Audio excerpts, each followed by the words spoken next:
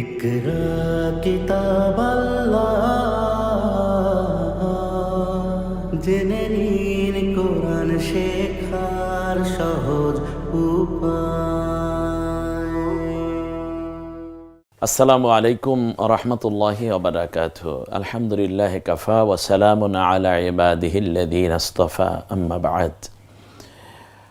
সারা বিশ্বময় বাংলা ভাষাভাষী ভাই বোন যে যেখানে কোরআনুল হাকিমের অনন্য আয়োজন, কোরআন শেখার সহজ উপায়, এই বরকতময় আয়োজন প্যান ভিশন টেলিভিশন কর্তৃক আয়োজিত, এই আয়োজনে যারাই আমাদের সাথে সম্পৃক্ত রয়েছেন, সংযুক্ত রয়েছেন, সকলের প্রতি আন্তরিক মোবারকবাদ এবং সুস্বাগতম।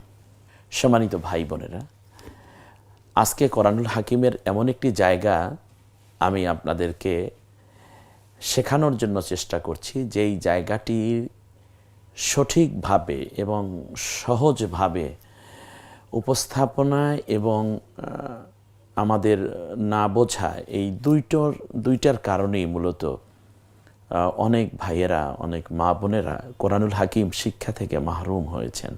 আর যারা শিখতে পেরেছি সেটা তো আমাদের ওস্তাদদের একান্ত মেহনত এবং আল্লাহ তাআলার খাস করুণা। আশা করছি এই জায়গাটিতে আজকে আমি যেভাবে আপনাদের সামনে উপস্থাপন করব, আপনি যদি ঠান্ডা মাথায় মাত্র 10 মিনিটের এই পর্বটা দেখে নেন, তাহলে আপনি যজম শিক্ষার এই জায়গাটি আল্লাহর রহমত ভালো করেই আত্মস্থ করতে পারবেন বলে আমি বিশ্বাস করি। আল্লাহ রাব্বুল আলামিন আমাদের সকলকে কোরআন শিক্ষার এই গুরুত্বপূর্ণ জায়গাটিকে আত্মস্থ করার তৌফিক দান করুন। যজমটা আসলে কি? যজমটা হচ্ছে এই অক্ষরের একক উচ্চারণ। এক কথায় যদি বলি, আজকে আমাদের এই 27তম পর্বে আমরা যজম শিখতে যাচ্ছি। আসুন আমরা সরাসরি স্ক্রিনের থেকে কথাগুলো নেই, তাহলে আমাদের জন্য সুবিধা হবে। যজমটা আসলে কি? যজমটা হচ্ছে হরফের একক উচ্চারণ। একটু দেখুন কি চমৎকার, প্রথম একটি লাইন চলে আসলো। যজম হচ্ছে আসলে হরফের একক উচ্চারণ। একক বলতে কি আপনাদের তো মনে আছে, যেমন আলিফের একক কি, বায়ের একক কি, তায়ের একক কি। যেই হরফের উপরে যজম হবে সেই হরফের একক উচ্চারণ করতে হবে। এখানে আমি বানানের প্রাধান্য না দিয়ে যেখানে যা আছে আপনি ঠিক সেভাবে বলে যাবেন, তিলাওয়াত করে যাবেন। এটাই হচ্ছে কোরআন তেলাওয়াতের মূল দাবি। সেক্ষেত্রে আমি যেভাবে বলতে চাই আপনি এইভাবে পড়াটা নিন, আল্লাহর রহমত দেখবেন আপনি কোরআন কত সহজে তিলাওয়াত করতে পারছেন। তাহলে এক কথা হচ্ছে হরফের একক উচ্চারণ। যেই হরফে জের নাই, জবর নাই, পেশ নাই, দুই জের নাই, দুই জবর নাই, দুই পেশ নাই, খারা জের নাই, খারা জবর নাই, উল্টা পেশ নাই, তাসদিদও নাই, শুধুমাত্র আছে যজম। তো যজমের এই জায়গাটি আমরা প্রথমে দেখে নেই যে যজম আসলে কয়টা প্রতীকের মাধ্যমে, সিম্বলের মাধ্যমে আমরা যজমকে আইডেন্টিফাই করতে পারি। এখানে 3টা সিম্বল দেয়া আছে। একটা হচ্ছে ইলিশ মাছের কাঁটার মতো, আর একটা শূন্য দিয়ে, আরেকটি হচ্ছে এখানে আরেকটি হচ্ছে ওই যে ইয়ের মতো, পেশের মতো না কিন্তু অর্ধ পেশের মতো। দেখুন বিশ্বে এই 3টি প্রতীকের মাধ্যমেই মূলত যজমকে বোঝানো হয়ে থাকে। সেক্ষেত্রে আমরা যজম হচ্ছে আমি যা বলতেছিলাম সেটাই, যে অন্যভাবে এভাবে বলা যায় যে অক্ষরে জের জবর পেশ কিংবা তানভিন, দুই জের দুই জবর দুই পেশ হয় না, কিন্তু তেলাওয়াতে একক উচ্চারণ হয়, এই পদ্ধতি কি যজম বলে। যজম সাধারণত এই সিম্বলগুলো দ্বারা বোঝানো হয়। তাহলে হরফটা উচ্চারণে আসবে কিন্তু শুধু একক হয়ে আসবে। আরেকটা ব্যাপার আছে, সেটা হচ্ছে যখনই কোনো হরফের উপর যজম হবে তখন সেটাকে আপনি কিভাবে উচ্চারণ করবেন, সেটা হচ্ছে হসন্ত আকারে। বাংলায় যেমন হসন্ত আপনারা দেখতে পাচ্ছেন, চমৎকার, আমরা বাংলায় এই হসন্তটা আমরা বুঝি, তো সেই হসন্তের মতো কাজ করবে। যেমন বাংলায় যদি আমরা লিখি বিসমি, তাহলে বয় রস্বীকার দিয়েছি, তারপর দন্তের স্বর নিচে হসন্ত দিয়েছি, বিস, বি স বলছি না, কিন্তু আমরা বলছি বিস, তারপর মি, বিস মি। যেমন এই সটাকে আমরা যেভাবে পড়েছি ঠিক হসন্ত ওই কাজটি করে থাকে। আশা করি আপনারা বুঝতে পেরেছেন। এখন আমরা বিস্তারিত জানার জন্য একটু চলে যাই স্ক্রিনে, দেখি তো যা বলা হলো তার আলোকে আমরা কিভাবে পড়ব। এখানে দেখুন, প্রথমে আলিফের উপর জবর দিলে আ হয়ে আছে, আর পরেরটা হলো ব। এখন এটা তো বা ছিল, তাহলে আমরা এটার উপরে যখন যজম হলো তখন আমরা একক উচ্চারণ করব। তাহলে বায়ের একক কি? ব। তাহলে এখন দেখুন আ ব হয়ে যেত, কিন্তু না, এটা হসন্ত হওয়ার কারণে এটা আ ব না হয়ে হবে আব। আব, একটু খেয়াল করুন, আব। ওকে আকার দিয়ে আ একেবারে স্পষ্ট করে চমৎকার করে দেয়া আছে, আর ব এর নিচে হসন্ত সমান সমান কি হবে? আব। আব, খেয়াল করেছেন? তাহলে হসন্ত নিয়ে আপনার কোনো টেনশন নাই। পরেরটা হলো আ, দেখুন চলে এসছে আ। তারপর মিমের উপরে হসন্ত হওয়ার কারণে মিমের একক উচ্চারিত হবে, হবে আ ম। এটাও না, যেহেতু ম বলছি আমরা, মর সাথে অ আছে, কিন্তু সেটা হবে না, হবে হচ্ছে আ আর শুধু ম মিলে কি হয়? আম। মটার সাথে খেয়াল করুন, আকার ওকার রস্যুকার কিচ্ছু নেই, এবং ময়ের নিচে হসন্ত, তাহলে কি হয়? আম। এরপরে আবার আমরা চলে যাই বিস, বয় রস্যিকার, বকে মানে বা ছিল, জব যে দেওয়ার কারণে এককে চলে আসছি বি, আর হলো জ, বিস। এরপরে মকে রস্যিকার দিয়ে দেখুন চমৎকার একের পর এক শব্দ আছে। আপনি এ হলো হসন্ত এবং এ হলো যজমের কাজ, একেবারে চমৎকার করে খুব সংক্ষেপে আমি নিয়ে এসেছি, আপনি দেখুন একটু মিল। এরপরে আবার দুটো একটা হরফ শব্দ আমরা দেখতে পাচ্ছি, বকে জের দেয়া আছে, ব যদি জের হয় তাহলে বি হবে, আর শুধু স, দেখুন তো কি হয় তাতে? বিস। ওই যে আমরা বিসমিল্লা বলবো না, তখন কিন্তু এভাবে লেখা থাকবে বিসমি। এরপরে আর একটা শব্দ স্ক্রিনে কি চমৎকার করে চলে আসছে, একটা হলো সিন, আর একটা বা, আর একটা হ, আর একটা ন। প্রথমে হলো আপনি হরফগুলো চিন্তা করুন, অক্ষরগুলো আসুক, তারপরে এককগুলো চিন্তা করুন। প্রথমটা হলো স, বাস আপনি সকে দেয়া আছে রস্যকার, মিলে কি হবে? সু। আর বকে কিছুই দেয়া হয়নি, কিন্তু সে উচ্চারিত হবে। যেমন একটা ফ্যামিলির মধ্যে আপনার 5 জন, 4 জনার ভোট হয়েছে আর একজনের ভোট হয়নি, তাতে কি হয়েছে? সে সেই গণনায় আসবে না? আসবে, যদিও ভোটাধিকার তার নাই, তাতে কিন্তু গুনতে হবে। আমরা 5 জন সদস্য, 4 জন ভোটার, কে কে এই হলো সদস্য, নাম বলতে হবে। তো এখানে যে আমরা 4টা হরফ দেখতে পাচ্ছি, প্রথম হরফে পেয়েছে পেশ, দ্বিতীয় হরফে কিচ্ছু পাইনি, কিন্তু তার নাম বলে তারপরেই আপনাকে শব্দ তৈরি করতে হবে।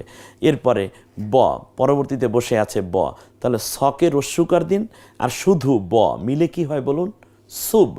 হকে আকার দিন, আকার দেয়া হয়েছে হচ্ছে খাড়া আকার, এর মানে খাড়া জবর, হটা গলার মধ্যে চাপ দিয়ে বলুন, হক আদায় হবে।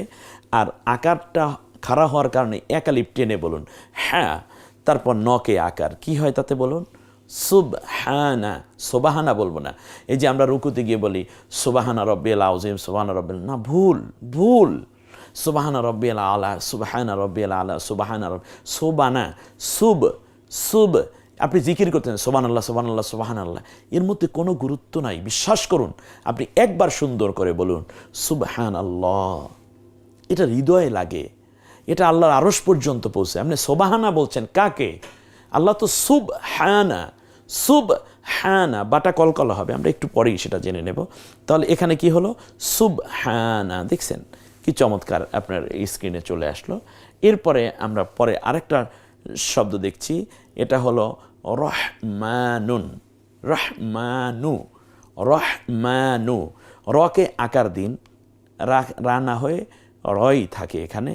তারপর শুধু, শুধু হ, তাহলে কি হয়? রহ, রহমান না, রহ।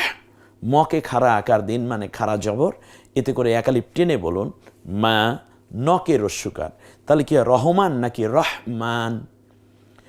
রহমান। এই হা বলার সময় দেখেছেন একটু রহমান, কি চমৎকার না? রহমানু।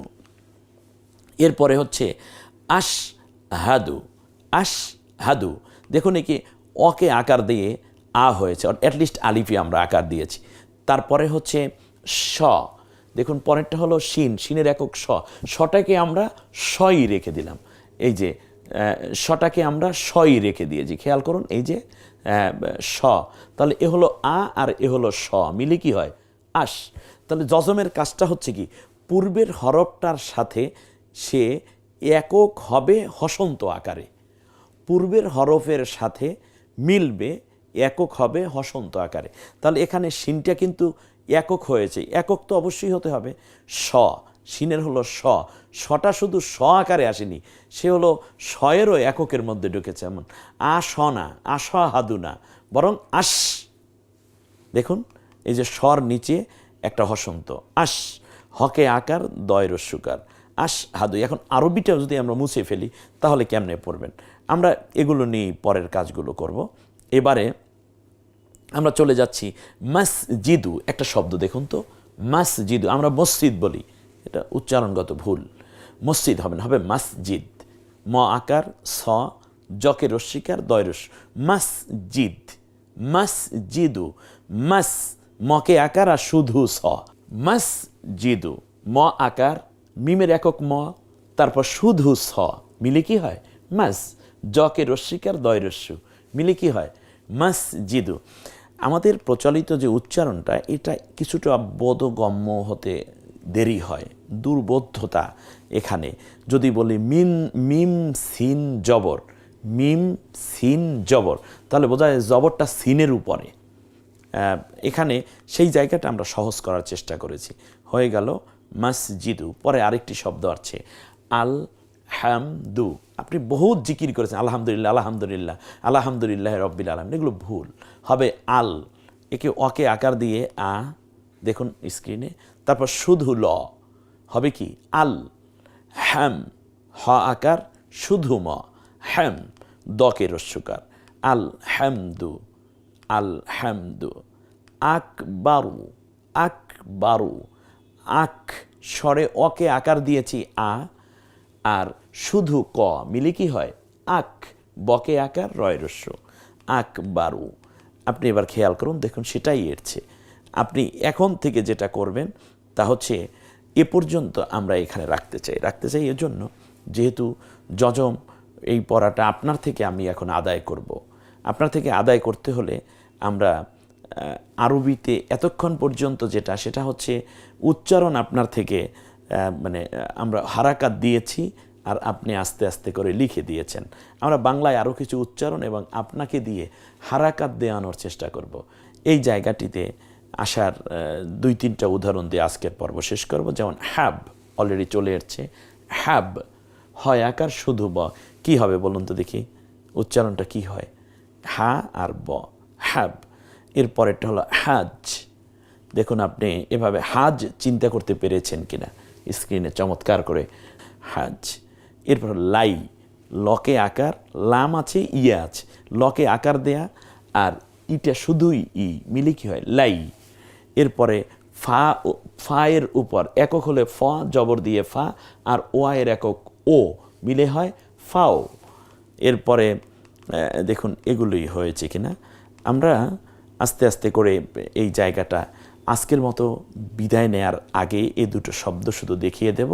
পরবর্তীতে যজম থেকে তাসদিদে কিভাবে যাব, যজম সংক্রান্ত একটি গুরুত্বপূর্ণ কথা আছে, আমরা সেটা ইনশাআল্লাহ পরবর্তীতে আমাদের 28তম পর্বে ইনশাআল্লাহ সেটা দেখে নেব ইনশাআল্লাহ। 28তম পর্বে আমরা তাসদিদটাও শিখে ফেলব। আর এরপরে আসছে হলো আন, এরপরে ইন। একটু দেখুন কি চমৎকার করে একের পর এক শব্দ চলে আসতেছে, সুই, হাই, এরপরে হচ্ছে ইউব লা, ইউব লা, ইউব, ইয়ের উপর পেশ দিলে ইউ, তারপর শুধু ব, ইউব, লকে খাড়া জবর, ইয়াই কিছু নাই, আমারও কোনো চিন্তা নেই, ব্যাস। জলাম না, জকে আকার দিলাম, লকে আকার দিলাম, মকে শুধু ম, তারপর নকে খাড়া আকার, জ লা ম, শুধু মি হয় জলাম না। এরপরে হচ্ছে ফাই, ফার সাথে ইয়া যোগ করুন, ফাই। এই যে চমৎকার করে একটার পর একটা শব্দ, হ্যাঁ, এই শব্দগুলো আশা করি আপনাদের ভালো লেগেছে। এবং এখন একটা শব্দ আছে চমৎকার, আংফুসানা, অকে আকার দিলে আ শুধু ন মিলে কি হয় আ, নুনের একক ন, তার নিচে হসন্ত ন মিলে কি হয় আ আর ন। আরবি সবসময় ডান দিক থেকে পড়ে আসতে হবে, এটা যেন মনে থাকে। আন ফু সা না, একালিফ টেনে বলুন কারণ খারা জবর। আংফুসানা, আই নুন, আই আই আ, ইয়ার আইনের একক তো আ, মানে অন্ত্যেষ্টিয় আকার দিলে আ, তারপর রস্যই আই, নকে এক পেশ দিলে নু, দুই পেশ দিলে আরেকটা ন যোগ হবে আই নুন। আলহামদুলিল্লাহ আমরা এ পর্যন্ত চলে এসেছি। এরপরে এই পর্বটা আপনি কতটুকু বুঝেছেন এজন্য আমরা ছোট্ট একটা স্ক্রিন আমরা একটু শো করব। এটার বিষয়টা হচ্ছে হরকত ও জজম যোগে শব্দ তৈরি করা। আপনাকে বানাতে হবে হাল। হাল বানাতে পারবেন? হকে আকার শুধু ল, হাল। তাহলে হকে জবর দিন এবং জজম দিন লকে, হাল। এরপরে ই, তারপর শুধু স, ইস কি চমৎকার, মাশাআল্লাহ, তুই পড়লি না, ইস কি মিস করলি, তাই না? এরপরে হলো শোক, এরপরে হচ্ছে এমনি করে করে মান, বিস্মি। আমরা এই যে একটা একটা শব্দ এখানে আসতেছে, আপনি একটু স্ক্রিনটা ধরে রেখে তারপরে আপনি বাকিগুলো ইশহাদ একটু দেখুন।